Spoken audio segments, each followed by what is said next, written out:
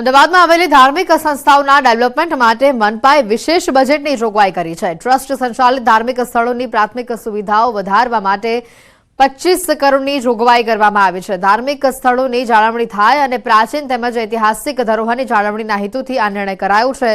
ધાર્મિક સંસ્થાની પ્રાથમિક સુવિધાના કામો માટે 5 લાખ ખર્ચ કરવાની સત્તા ઝોન દીઠ ડેપ્યુટી કમિશનરને અપાઈ છે। 5 લાખથી વધુ અને 10 લાખ સુધીના કામો અંતર્ગત રકમની ફાળવણી માટે સંબંધિત ઝોન માટે સ્ટેન્ડિંગ કમિટીની મંજૂરી લેવી પડશે।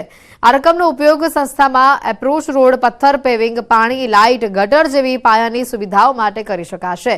આ નાણાકીય સહાય મેળવવા ધાર્મિક સંસ્થાનું એક અલાયદું રજિસ્ટર્ડ ટ્રસ્ટ બનેલું હોવું જરૂરી છે તથા ટ્રસ્ટની આવક જાવકના હિસાબો ઓડિટ થયેલા હોવા જોઈએ।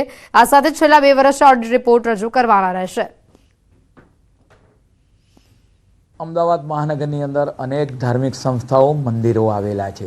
તેની અંદર પ્રાથમિક સુવિધાના કામ કરવા માટે સ્ટેન્ડિંગ બજેટની અંદર 25 કરોડ રૂપિયાની ફાળવણી કરવામાં આવી હતી।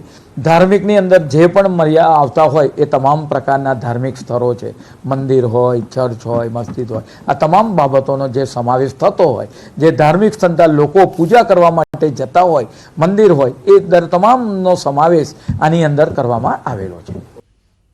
દીકરીઓએ ફરી એક વખત વિશ્વમાં ગુજરાત સહિત દેશમાં ડંકો વગાડ્યો છે। ખો-ખો વર્લ્ડ કપની ફાઇનલમાં ભારતીય વિમેન્સ ટીમની શાનદાર જીત થઈ છે। વિજેતા ટીમમાં સામેલ ડાંગની ઓપીના ભિલારે ડાંગ સહિત ગુજરાતનું ગૌરવ વધાર્યું છે। દેશે પ્રથમ ખો-ખો વર્લ્ડ કપ ટ્રોફીની ભેટ ધરનાર ભારતીય વિમેન્સ ટીમમાં સામેલ ડાંગની દીકરી ઓપીના ભિલારે ડાંગ અને ગુજરાતનું નામ દેશ અને દુનિયામાં રોશન કર્યું। ડાંગના છેવાડાના બિલિયાંબા ગામની ખેલાડીએ ઓલરાઉન્ડર ખેલાડી તરીકે પ્રદર્શન કર્યું છે। બેસ્ટ ડિફેન્ડર અને બેસ્ટ એટેકર એવી એક ઓલરાઉન્ડર ખેલાડી ઓપીના ભિલાર ગુજરાત ખો-ખો ટીમની કેપ્ટન પણ છે।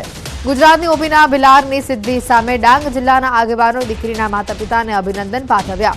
પ્રત્યેક ભારતીયના ઘર ઘર અને મહોલ્લે મહોલ્લે રમાતી આ ખો-ખો જેવી ગ્રામીણ રમતને માટીથી મેટ સુધી પહોંચાડવાની અને દેશની માટીની મહેકને વિશ્વ સમસ્ત પ્રસારવીને ખો-ખો ફેડરેશન ઓફ ઇન્ડિયાના પ્રયાસને અઢળક ચાહના મેળવી છે। વિશ્વ આખાએ ખો-ખો વર્લ્ડ કપની ભેટ આપી છે। દેશના ચરણોમાં પ્રથમ વર્લ્ડ કપ ટ્રોફીની ભેટ ધરનાર ભારતીય વિમેન્સ ખો-ખો ટીમ બિલિયાંબા ગામની આ ખેલાડીએ લીગ રાઉન્ડની સાઉથ કોરિયા, ઈરાન અને મલેશિયા સામેની મેચમાં તથા સાઉથ કોરિયા સામેની સેમીફાઇનલ અને નેપાળ સામેની ફાઇનલ મેચમાં 9 નંબરની જર્સી સાથે એક ઓલરાઉન્ડર ખેલાડી તરીકે ઉત્કૃષ્ટ પ્રદર્શન કર્યું છે।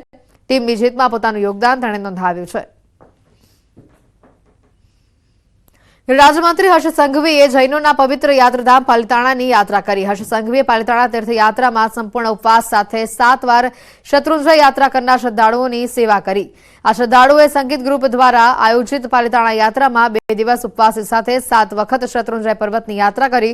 રાજ્યમંત્રીએ આવા શ્રદ્ધાળુઓને કબો આપીને તેમની યાત્રા સુખરૂપ બનાવી હતી। સાથે જ ગૃહ રાજ્યમંત્રી હર્ષ સંઘવીએ વિવિધ જૈન દેરાસરમાં દર્શન કરી ગુરુ ભગવંતોના આશીર્વાદ મેળવ્યા હતા।